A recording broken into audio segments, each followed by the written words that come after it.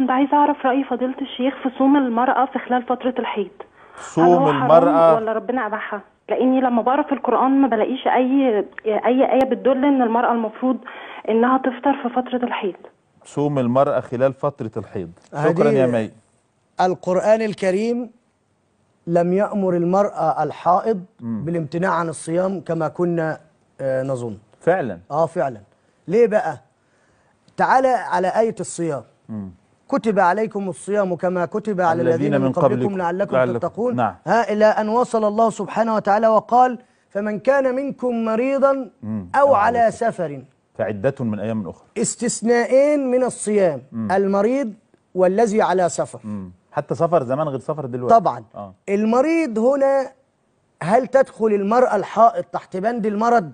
الفتاوى بتقول ايه او القرآن بيقول ايه؟ انا خليني في القرآن. طيب. القرآن الكريم قال يسألونك عن المحيض مش عن الحيض. أيوة. والمحيض هو اسم المكان اللي خارج منه، وده التشريع ده لصالح الأنثى ساعتها مش مستقبلة أو مش مهيئة لعلاقة جنسية، فالقرآن قال فاعتزلوا النساء في المحيض لأنه يؤذيها نفسيا.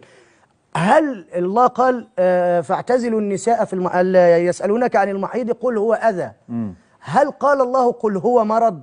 قال هو أذى. طب الأذى مرض؟ لا، الأذى ليس مرضا، والدليل أن الله سبحانه وتعالى قال في موضع آخر فمن كان مريضا أو به أذى من رأسه. أو هنا للإيه؟ للتنويع. إذن المرض غير الإيه؟ الأذى. ولكن إن تسبب الدم، الستات اللي عندها انيميا وجسمها ضعيف زي بناتنا الصغيرات دلوقتي بسبب الاكل التيك اواي، ما فيش طبيخ بتاع البيت والسمنه البلدي، فدي اللي عندها انيميا تعمل ايه؟ يسبب لها مرض، هنا لا تصوم. ولكن القرآن طلب من الحائض ان تصوم.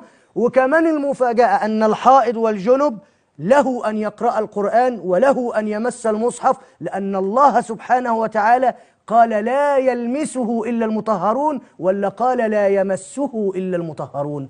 قال لا يمسه. فما الفرق بين المس واللمس؟ اللمس للأشياء المادية الحسية. أقول ولو نزلنا عليهم كتابا في قرطاس فلمسوه بأيديهم، مسكوه بأيديهم كده.